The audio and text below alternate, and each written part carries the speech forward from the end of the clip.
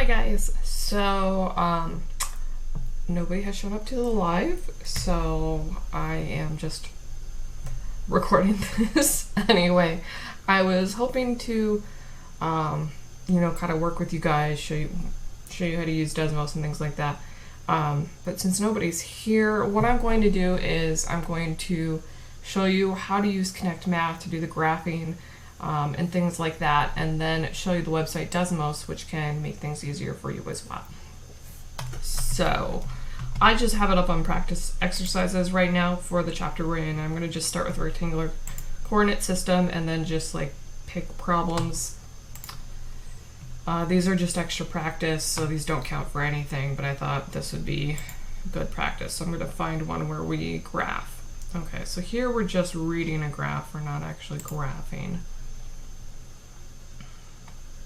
So I want to find one where we are actually graphing something. These are all just reading graphs. Okay, here we go. So here's one where we're actually graphing. So it says plot the points on a rectangular coordinate system, and there are 8 points here. Luckily it's having us just do one at a time. So 8, 2. So this would be the same thing if you were going to be graphing this by hand. Is you draw a grid and then you have these lines in the middle. These are called the axes. So the horizontal one is called the x-axis. The vertical is called the y-axis. 0 is in the middle. Anything to the right or up is positive. Anything to the left or down is negative. So if you think of like sea level and elevation, positive elevations are mountains. Negative elevations are usually canyons, things below sea level, so those are negative. As far as left and right go, it's just, we read left to right, so that's why as you move left to right, the numbers get bigger, That's the best way I can explain is why we have this convention that we do. So usually the graphs you're given are going to be counting by ones, but you don't have to count by ones. If you're going to count by something else, you do have to make sure you label a box, a distance from 0, and then the first box. Usually 2 is good, but as long as you label the first box to tell you what to count by. You don't have to count the same amount in the up direction as like left or right. So like the horizontal could be counted by ones, up and down could be counted by 5. So they don't have to be counting by the same. But you do need to pay attention. They don't have to be whole numbers. You can count by like a quarter or halves or whatever you want to count by. The way we plot points, so this is called an ordered pair here. The first number is x, the second number is y, and that's alphabetical order. So if you remember alphabetical order, the x is always first. And so this is called a rectangular coordinate system because it basically forms a rectangle. You start from the center, and then you move over to 8, and then you move up to 2, and then that's where you plot your point. So right now it doesn't I haven't clicked anything. So to plot a point here, you need to actually hit this pencil tool, and then that helps you. So you can see when I move to 8 and then I move up to 2, you can see if you go, it's sort of formed a rectangle in terms of, my Google just thought that I started taking, no Google, I'm not talking to you. It's like according to Khan Academy. So you can see how it formed a rectangle with where I'm at, and then the center, you can see that there are a little rectangle formed there. So this is just to help you line up that your y is at 2, your x is at 8, and you click, and that's where your point is. And then even though this is still showing up, that's okay. It's not actually, only the thing that it's paying attention to is that blue dot. So I think if I unclick that, there, it disappears. So you have 1 point at 8, 2. And this is graphed in quadrant 1. We call quadrant 1 the quadrant where everything is positive. So I'm going to check my answer. And got it correct. Okay, let's skip that one because that's also in the same quadrant. Yeah. Okay, here we have -7, 4. So I'm going to hit my pencil. So the first number is -7, so that's always left or right. So I go left to -7, and then I go up to 4. And so then that plots my point. I can turn off the pencil, and so that's at -7, 4. And this is the same thing you would do by hand, is you just literally draw a graph, use graph paper, and make sure you label things, just plot the point. I don't think there's going to be any interesting ones here. Let me go to one with 0. Let's get the next part. Here, so here's one. It says 0, -4. So 0 means when you start at the center, you're not moving left or right. At the first one, 0, you're not moving left or right. You're only moving up or down. So the second value here is -4, so I'm going down. So our point is 0 on the x, so it's smack dab in the center, and then we go down 4. This is called the y-intercept because it's intersecting on the y-axis. And that's correct. Here we have numbers are both negative. So the way the quadrants are named is we go counterclockwise from the top. So this is quadrant 1, quadrant 2. So this is in quadrant 3 if they're both negative. So I have -3, so that's the x, and then -7, so I have to go down to -7. So I click my point, and this point's in quadrant 3, and then the last quadrant is called quadrant 4. So we go counterclockwise.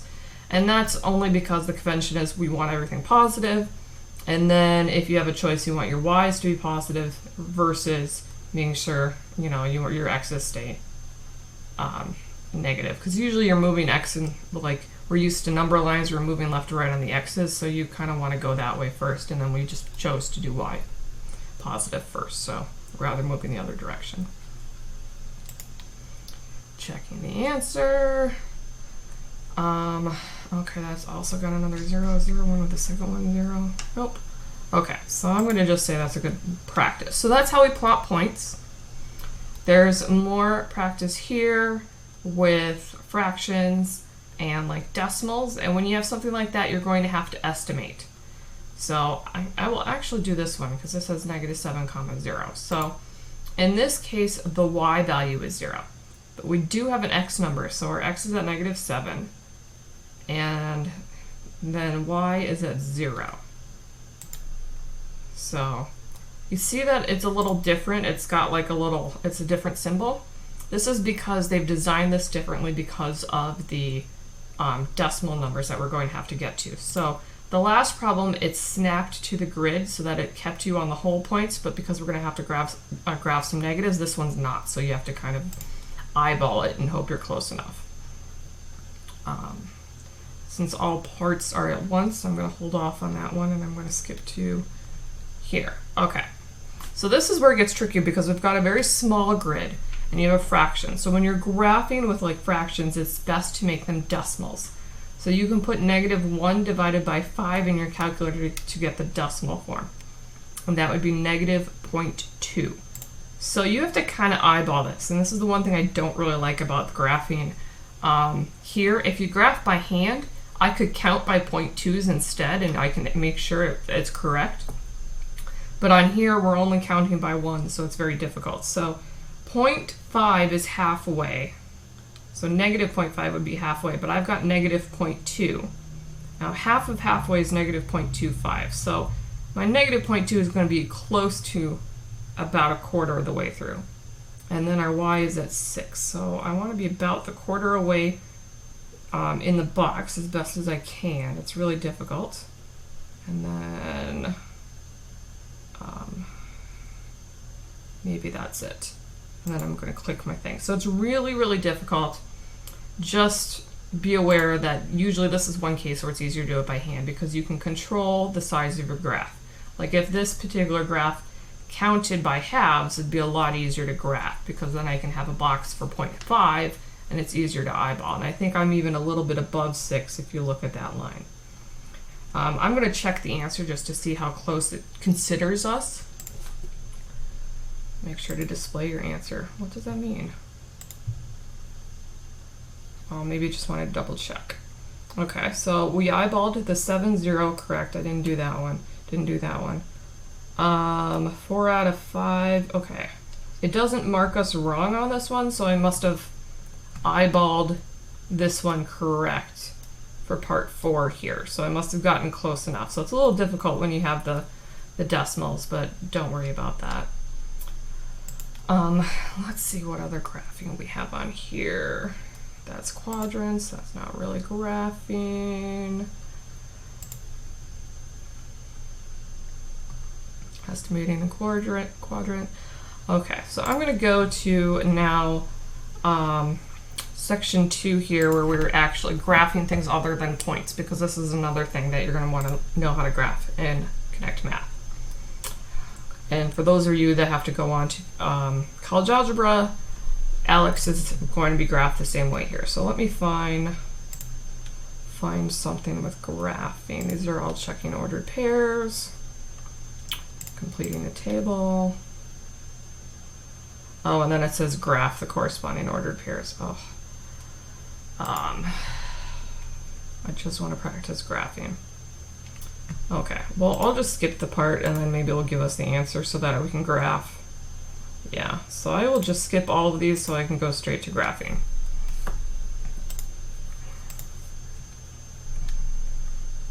Oh, shoot. No, I don't want to skip the graphing. Okay. So here it says graph the ordered pairs. So this is like what we just did, but now you're graphing these things that you just filled in. So if the x value here is 2, the y value is -1. So I've got 2, -1. We're graphing more than 1 point. So part 2 was at 1 for the x and then 0 for the y. So 1, x, 0 for the y means I don't move up and down. So I'm just going to be right here. Part 3 is 0 for the x, 1 for the y. So 0 at the x is in the middle, and then 1 for y moves up. And so we're graphing 3 points here. And you can see they're forming a pattern. And if you drew a line through here, it makes a line, which is where we get linear, or the word line and then AR. So graphing ordered pairs means you do not connect them, you just put points, but you can put more than 1 point on a graph. I said there was 5 parts. What is part 5?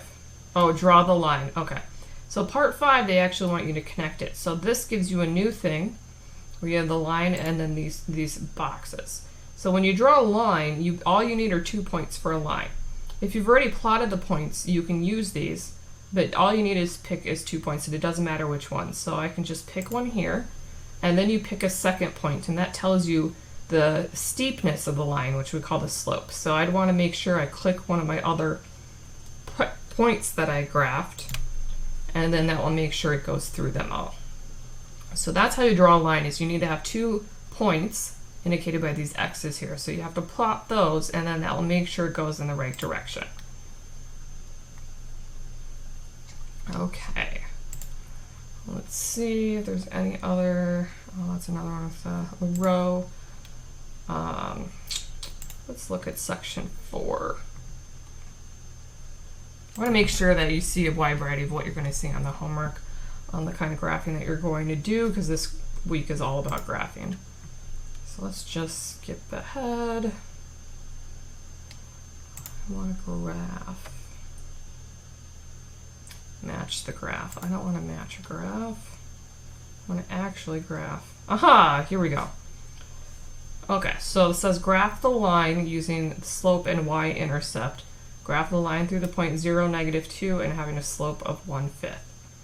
So here, they're giving you both options. You can do the point and you can do your line. So I recommend doing the point first so you know where your 2 points are that you're going to connect. So our point we're given is 0, -2. So I'm going to plot a point right there. Now, slope is, and it's basically a number that represents how steep a line is. And it's your y value over your x value, or your change in y over the change in x. If it's positive, you move up and to the right. If it's negative, you move down and to the left. So a slope of 1/5 means I go up 1 because the top of it is y. So I go up on the y1. And then the bottom represents x. So if it's 5, that means I need to go right 5 for x. And then that would be where my second point is. And if I want, I can follow the pattern again. I go up 1 and then right 5. and that can form a pattern. So you can plot several points there using what is called the slope so that you can get the angle. And then you want to make sure you're actually connecting these with a line. And if you've done it correctly, 2 lines, your third point should also be on that line. So you can see that it goes through all 3 of these. So then I check my answer to make sure the line's correct. And so that's how you graph with Connect Math. So the other website that I wanted to show you is Desmos. So I'm going to close this and just open in a new tab. So this is going to be helpful for your discussion this week. It's www.desmos.com.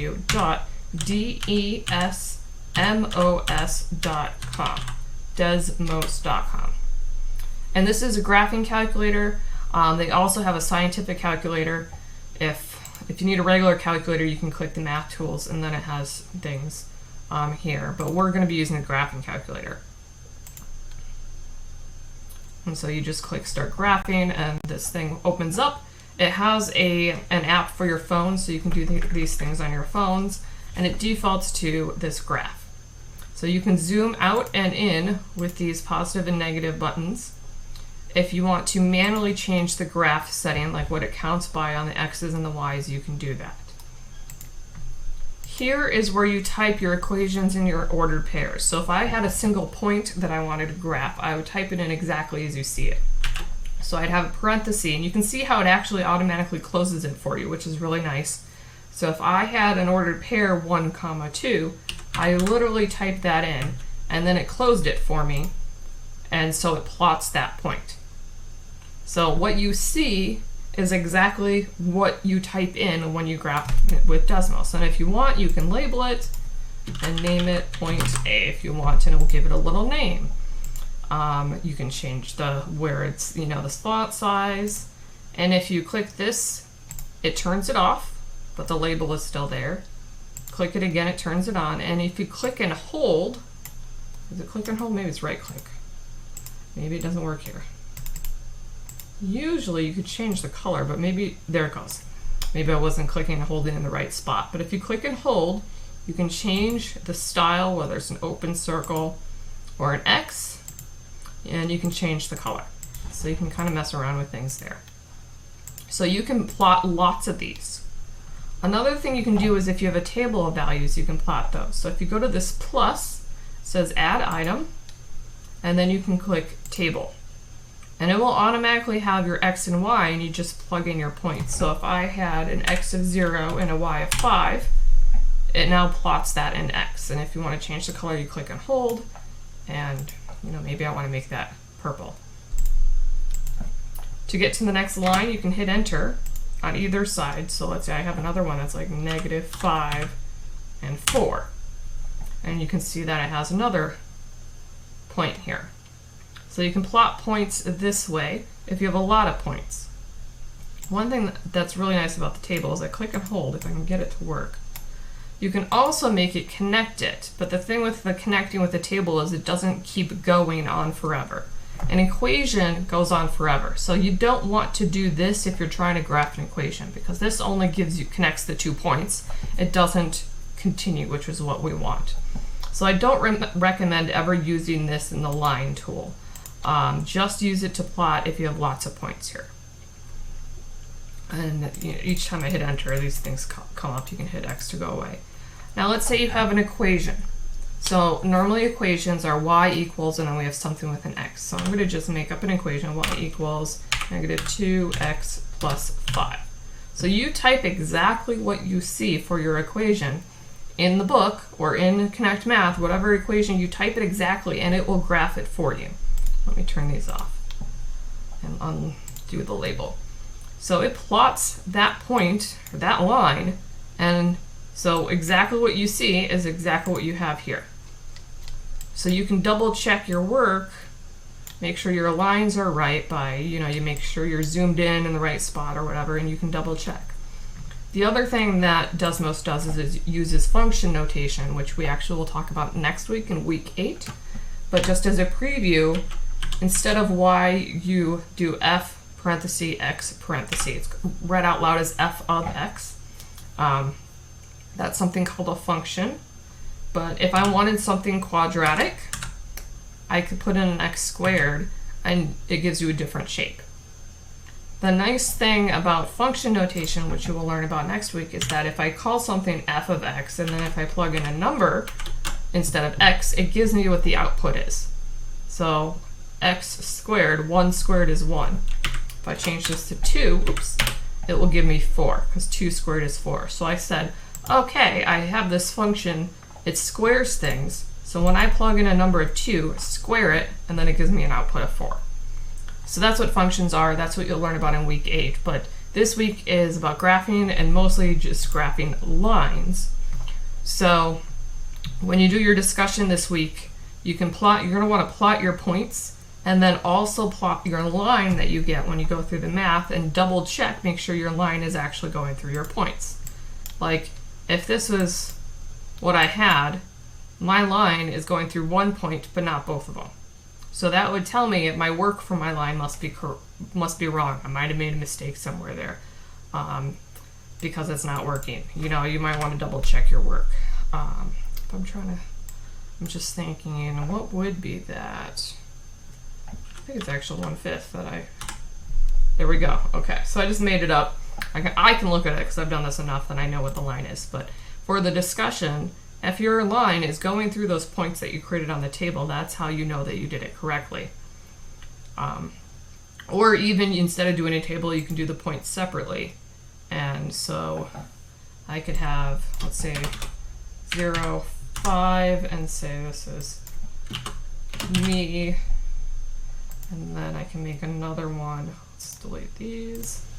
I think it was -5, 4.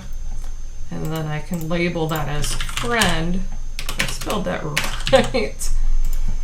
And so that if you do it that way, and see the me is right in the middle, so I want to move that. I don't know. Oh, because I turned the dot off, that's why.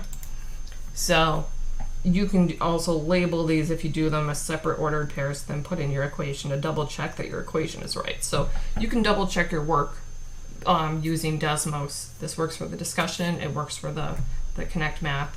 So I would definitely bookmark this. It's going to be very useful if you go on to college algebra. You'll use it again next week. So that's what I wanted to do in this video. I know it's 20 minutes, not too bad. But hopefully you can see how technology can make your life easier in most cases. Graphing usually is a pain in the butt to do by hand, because if you use a ruler, if your ruler's not quite right, then your graph can be off, and so it's a lot easier just to use technology to do it. And it's a good way to check your work and visualize things. So hope this is helpful, and I will see you guys later.